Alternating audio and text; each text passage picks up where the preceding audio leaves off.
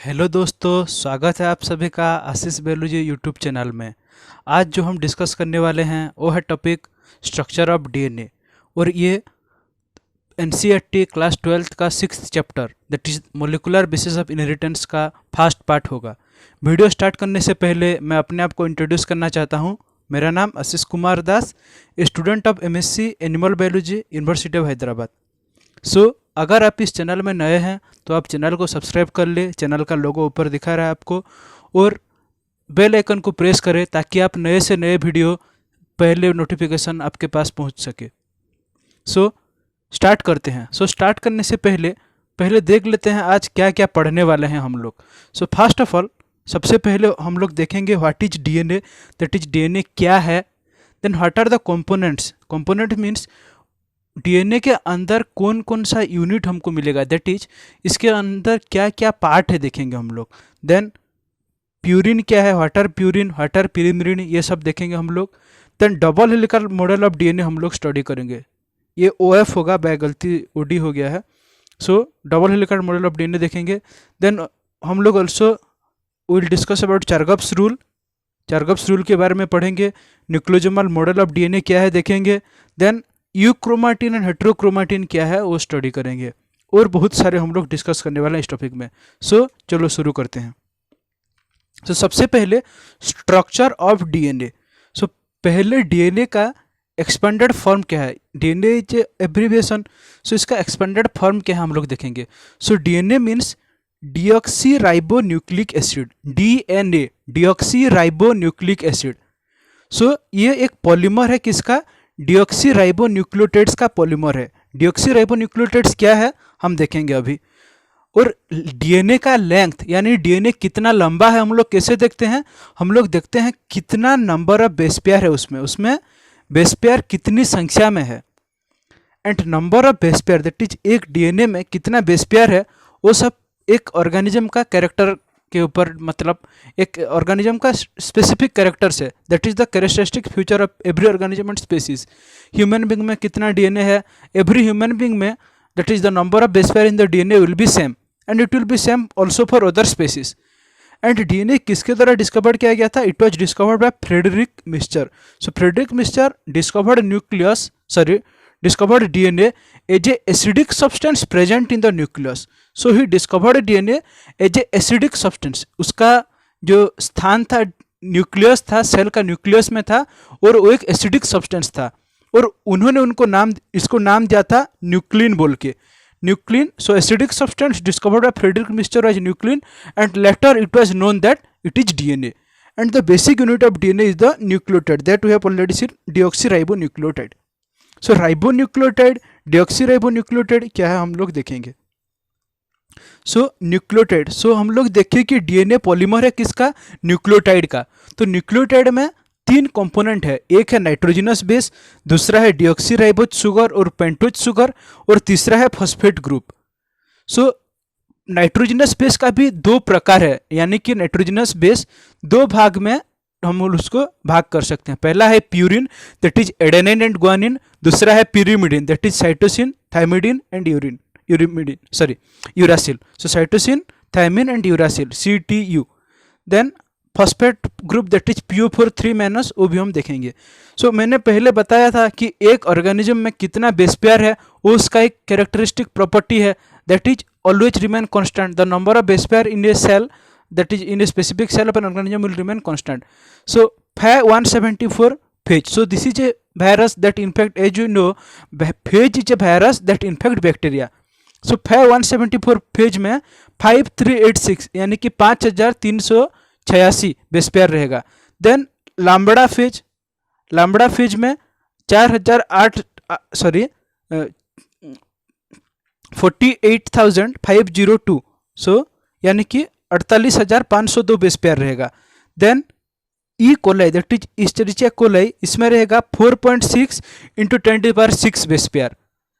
Then human beings का एक haploid cell में रहेगा 3.3 इंटू 10⁹ base pair. All of these numbers are constant in a specific species or organism, you can say. These determine the characters of a species, that is, it is a characteristic property of an organism. So here आप लोग देख सकते हैं purine और pyrimidine. सो सबसे पहले pyrimidine, pyrimidine का आप लोग स्ट्रक्चर देख सकते हैं, 6 कार्बन है। आप लोग की सुविधा के लिए उसको 6 नंबर में डिजाइन किया गया है, 1 2 3 4 5 6 you can see. Then so pyrimidine 3 प्रकार के है, मैं बोला था, cytosine represented by C, uracil represented by U. So uracil is found only in RNA, that is ribonucleic acid, and thymine is found in DNA. So what happens, you can see cytosine, that is you can see it is, there is a oxygen present in the second carbon, and amino group is present on the fourth carbon. So this is cytosine. So 2 oxy 4 amino pyrimidine is cytosine, because there is present cytosine is there, sorry, oxygen is there at the second position, and amino group is there at 4th position. फिर आप लोग देख सकते हैं uracil को, uracil में 2nd position और 4th position, that is second carbon और 4th कार्बन दोनों के साथ एक एक ऑक्सीजन अटैच्ड है। सो हम लोग यूरासिल को नाम देंगे क्या, 2,4 डाईऑक्सी पिरिमिडिन। फिर आप लोग देख सकते हैं थायमिन को, थायमिन में क्या है, थायमिन और यूरासिल का स्ट्रक्चर लगभग सेम है, सिंपली एक CH3 ग्रुप एक्स्ट्रा प्रेजेंट है यहाँ पे। सो हम लोग इसको बोल सकते हैं 5 मिथाइल यूरासिल बोल सकते हैं, बिकॉज 5th कार्बन पे एक ज़्यादा मिथाइल ग्रुप है, और हम लोग इसको 2,4 डाईऑक्सी 5 मिथाइल पिरिमिडिन भी बोल सकते हैं। देन आते हैं प्यूरिन। प्यूरिन में क्या है, प्यूरिन में आप लोग देख सकते हैं ये बाइसाइक्लिक कंपाउंड है, बट पिरिमिडिन ये unicyclic compound. Bicyclic means you can see 2 rings here, this is 1 ring and this is another ring. Then you can see adenine. So adenine में क्या है, adenine, so this is a basic structure of purine. So adenine में 6th position पे एक amino attached है। So 6 amino purine आपका adenine हुआ, और 2 एमिनो 6 ऑक्सी प्यूरिन आपका ग्वानिन हुआ। सो ये सब स्ट्रक्चर आपका एग्जाम सिलेबस में उतना इंक्लूडेड नहीं है, बट आप लोग इसको विजुअलाइज कर सकते हैं और आपका कॉन्सेप्ट क्लैरिटी के लिए इसको देख सकते हैं। प्यूरिन क्या है, पिरिमिडिन क्या है, how they will base pair, ये सब हम लोग देखेंगे। So now come to ribose and deoxyribose sugar. मैं पहले बताया था डीएनए इज द पॉलीन्यूक्लियोटाइड और that is the polymer of deoxyribonucleotide. So सबसे पहले राइबोज शुगर क्या है, राइबोज शुगर एक पेंटोज शुगर है। पेंटोज शुगर यानी कि 5 कार्बन इसमें प्रेजेंट है, 1 2 3 4 5। और यहाँ पे आप लोग देख सकते हैं 1, that is the number are represented as 1 2 you can say prime number. ये प्राइम नंबर के साथ क्यों रिप्रेजेंटेड है, इसीलिए प्राइम नंबर के साथ रिप्रेजेंटेड है क्योंकि हम लोग नाइट्रोजनस बेस में 1 2 यूज कर लिया, दैट इज कार्डिनल नंबर हम लोग यूज कर लिया, और अभी हम लोग प्राइम नंबर यूज करके उसको रिप्रेजेंट करेंगे ताकि हमको कन्फ्यूजन ना हो। सो यहाँ पे आप लोग देख सकते हैं राइबोज शुगर और यहाँ पे डीऑक्सी राइबोज शुगर। सो यहाँ पे आप लोग देख सकते हैं यहाँ पे मार्क्ड हुआ है रेड रेक्टेंगल से, ये मार्क में डिफरेंस आप लोग देख सकते हैं। डीऑक्सी, डीऑक्सी मीन्स ये एक ऑक्सीजन लूज कर दिया, सेकंड कार्बन में एक ऑक्सीजन लूज हुआ है यहाँ पे, बट यहाँ पे ऑक्सीजन प्रेजेंट है। So this is ribose sugar and this is deoxyribose sugar. So आप लोग यहाँ पे कार्बन का नंबर देख सकते हैं, 1 degree carbon, 2 degree carbon, 3 degree carbon, sorry 1 dash 1 prime 2 prime 3 prime, गलती से मैं 1 डिग्री 2 डिग्री बोल दिया, 1 प्राइम 2 प्राइम 3 प्राइम आप लोग देख सकते हैं। So ribose is there, deoxyribose is there, और ये सबको पैरानोज बोला जाता है क्योंकि ये पैरान फॉर्म, दैट इज आप लोग पैरान का फॉर्म आप लोग केमिस्ट्री में पढ़े होंगे। सो दिस इज पैरान, सो यहाँ पे एक ऑक्सीजन रहेगा। सो ये पैरान के साथ रिजेंबल करता है इसका structure, that's they are also called as pyranose sugar. और यहाँ पे आप लोग देख सकते हैं मैं बताया था 3 component, that is nitrogenous base, then sugar and the phosphate. So आप लोग देख सकते हैं यहाँ पे नाइट्रोजनस बेस के साथ कैसे लिंक्ड हुआ है शुगर। सो यहाँ पे देख सकते हैं इसको एन ग्लाइकोसाइडिक लिंकेज बोलते हैं, और इसको फॉस्फेट ग्रुप यहाँ पे अटैच्ड है। सो आप लोग देख सकते हैं यहाँ पे, so phosphate group PO4 3- is there, nitrogenous base is there. आप लोग हमेशा देख सकते हैं 5th कार्बन, सो 5 डैश कार्बन के साथ अटैच्ड है फॉस्फेट ग्रुप, और 3 डैश OH यहाँ पे फ्री है, और यहाँ पे एन ग्लाइकोसाइडिक लिंकेज है, that is between the nitrogenous base and the sugar. और यहाँ पे आप लोग देख सकते हैं पॉलीन्यूक्लियोटाइड, पॉलीन्यूक्लियोटाइड मतलब a number of nucleotide. So ribose आप लोग देख सकते हैं it is present in RNA, and uracil is present in RNA, uracil is a nitrogenous base, that is a pyrimidine, मैं पहले बताया था। और यहाँ पे आप लोग देख सकते हैं कैसे अटैच्ड हुआ है। सो पहले न्यूक्लियोटाइड हो गया आपका एडिनोसाइन, ओके, सो एडेनाइन एडिनोसाइन हो गया, सो ग्वानोसाइन, साइटोसाइन, एंड थायमिन हो गया यहाँ पे। सो आप लोग इसको कैसे देख सकते हैं, 3' OH यहाँ पे फ्री था, 3' OH के साथ 5' कार्बन अटैच्ड है, फिर यहाँ पे 3' OH के साथ 5' कार्बन अटैच्ड है, फिर यहाँ पे 3' OH के साथ 5' कार्बन अटैच्ड है। सो ये लास्ट में 3' OH फ्री है, यहाँ पे आप लोग देख सकते हैं, और यहाँ पे एंड में 5' एंड फ्री है। सो इसी के हिसाब के ऊपर हम लोग पोलैरिटी देते हैं, 5' एंड 3' पोलैरिटी। आप लोग एडेनाइन देख सकते हैं, ग्वानिन देख सकते हैं, साइटोसिन, और अटैच्ड है जो कार्बन, दैट इज द आपका sugar, that is ribose sugar और डिऑक्सीराइबोज शुगर के साथ जो न्यूक्लियोटाइड का लिंकेज रहेगा, that is the nitrogenous base का लिंकेज रहेगा, एन ग्लाइकोसाइडिक लिंकेज रहेगा, और फॉस्फो एनहाइड्राइड बॉन्ड रहता है दो न्यूक्लियोटाइड के बीच। सो इस ये फॉस्फो एनहाइड्राइड बॉन्ड होगा। सो आगे देखते हैं हम लोग, प्यूरिन, प्यूरिन हो गया आपका एडेनिन ग्वानिन, pyrimidine हो गया आपका cytosine and thymine. Double helix model of DNA और double helical model of DNA. So DNA जो प्रेजेंट है double helix, that means there are two chains, दो पॉलीन्यूक्लियोटाइड चेन एक हेलिकल शेप में arranged होगा। हम लोग इसका डायग्राम क्लियरली देखेंगे। So it was proposed by Watson and Crick in 1953। 1953 में two scientist James Watson and Francis Crick, ये दोनों ने दिया था डीएनए का डबल हेलिकल मॉडल। और ये लोग कैसे दिए थे, ये लोग यूज किए थे X ray diffraction data produced by Maurice Wilkins and Rosalind Franklin. So ये दो साइंटिस्ट थे, Rosalind Franklin was a lady scientist and Maurice Wilkins was a gents. So वो दोनों साइंटिस्ट थे और उन्होंने दिया था एक्सरे डिफ्रैक्शन डाटा, उसको यूज करके डबल हेलिकल मॉडल दिए थे James Watson and Francis Crick. But 1962 में ये लोग थ्योरी अपना मॉडल दिए थे 1953 में, और 1962 में नोबेल प्राइज दिया गया तीन लोगों को, वाटसन को, क्रिक को और मॉरिस विल्किंस को, लेकिन रोजालिंड फ्रैंकलिन को नोबेल प्राइज नहीं मिला। सो क्यों नहीं मिला, बहुत बार क्विज में पूछा जाता है, क्योंकि नोबेल प्राइज मरने के बाद नहीं दिया जाता। जैसे कि भारत का जो जितना भी प्राइज है, भारत रत्न, पद्मश्री, पद्म भूषण, ये सब प्राइज मरने के बाद भी दिया जाता है, लेकिन नोबेल प्राइज किसी को मरने के बाद, दैट इज पोस्टुमसली, नहीं दिया जाता किसी को। इसीलिए रोजालिंड फ्रैंकलिन को नोबेल प्राइज नहीं मिला था, क्योंकि वो कैंसर में मर गए थे 1962 से पहले। और 1962 में नोबेल प्राइज मिला था वाटसन को, क्रिक को और मॉरिस विल्किंस को। और इसका फीचर क्या है डबल हेलिकल मॉडल का, complementary base pairing. Complementary base pairing means A purine always pair with A pyrimidine. So you can see A is a purine, adenine is a purine, it will pair with a pyrimidine, thymine. Guanine is a purine, it will pair with a pyrimidine, cytosine.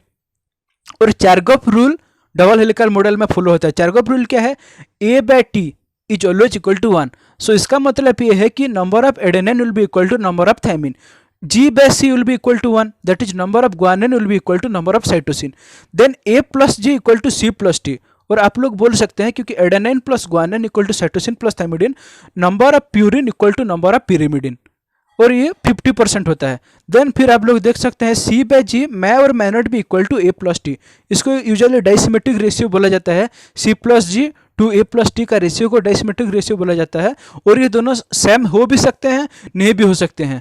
बहुत time student को confusion रहता है C+G equal to A+T, ये भी चार्गॉफ rule है क्या? नहीं, ये चार्गॉफ रूल नहीं है। चार्गॉफ रूल में बस 3 पोस्टुलेट है, that is adenine equal to thymine, guanine equal to cytosine, और number of purine equal to number of pyrimidine, और you can say percentage of purine equal to percentage of pyrimidine।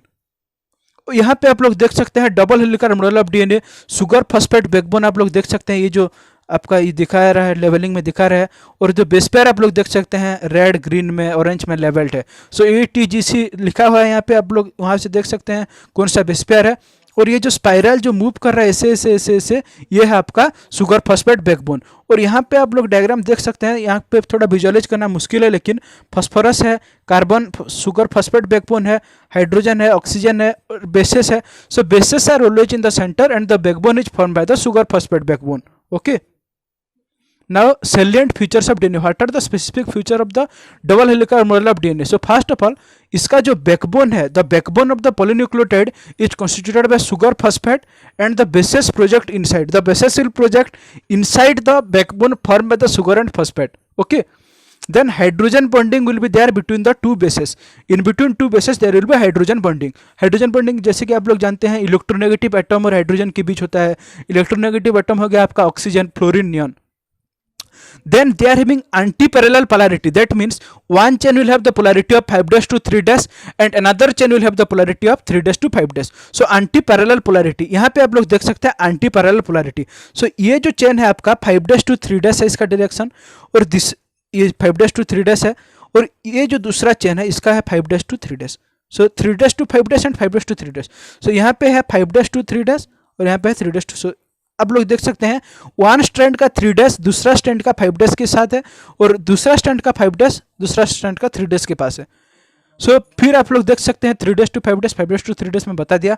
Chains are called in a right handed helix. That means they are called in a right handed fashion. That means आप लोग अगर अपना right hand को twist करेंगे वहां से आप लोग को मिलेगा the direction of the movement of the spiral, और you can say the helix.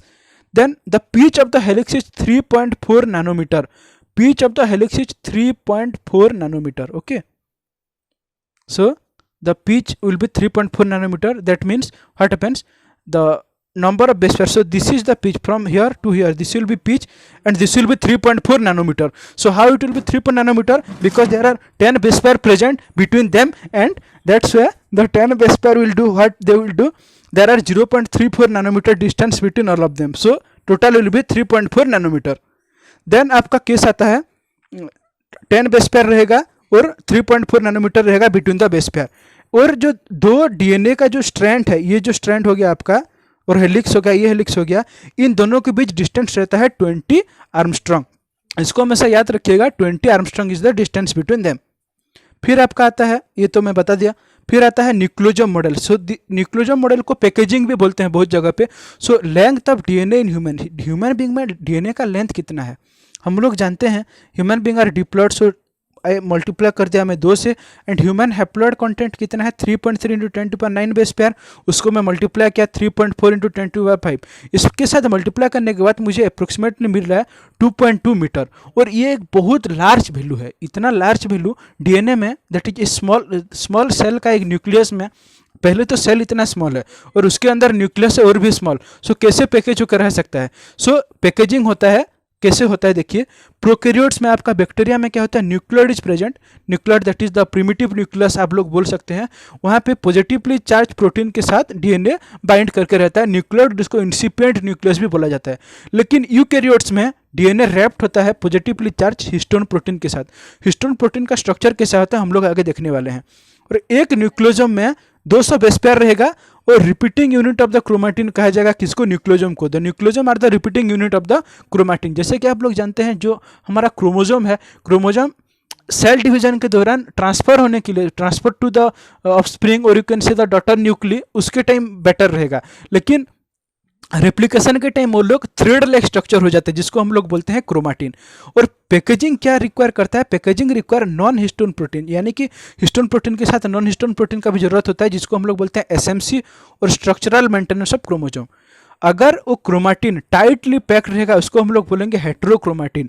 अगर क्रोमैटिन लूजली पैक्ड रहेगा उसको हम लोग बोलेंगे यूक्रोमैटिन. हम इसको डिटेल में स्टडी करने वाले हैं, हेटेरोक्रोमैटिन क्या है और यूक्रोमैटिन क्या है. यहाँ पे आप लोग देख सकते हैं न्यूक्लियोसोम का मॉडल.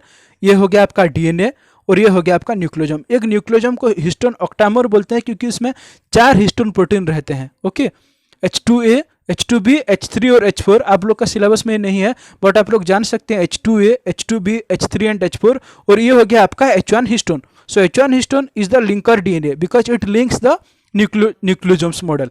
8 हिस्टोन कोर आपको मिल गया. और यहाँ पे आप लोग डीएनए आप लोग देख सकते हैं डीएनए ऐसे रैप्ड होकर इसके ऊपर प्रेजेंट है.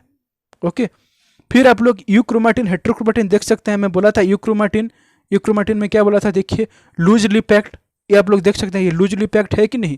हेटेरोक्रोमैटिन ये टाइटली पैक्ड है कि नहीं. So euchromatin is loosely packed and heterochromatin is tightly packed. फिर आप लोग क्रोमोसोम पार्ट्स देखते हैं हेटेरोक्रोमैटिन. सो हेटेरोक्रोमैटिन आप लोग देख सकते हैं bluish person, dark bluish, this is more condense.